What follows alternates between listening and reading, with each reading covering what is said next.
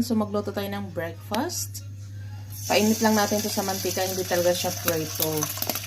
Ayun, balik pa rin. Flip lang natin, ganun lang kadali at tanggalin. Turkey pala to mga langga. Hindi, kumakain naman sila ng diretso, hindi niluluto. Ako lang nag-iinit.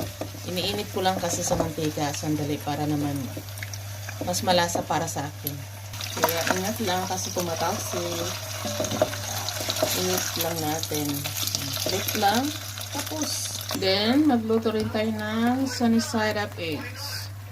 Ang sekreto niyan, lagyan natin ng konting water para malasado lang siya.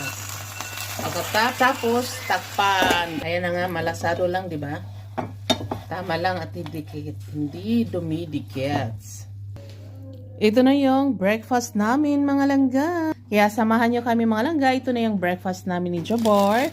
Kami lang naman talaga sa umaga.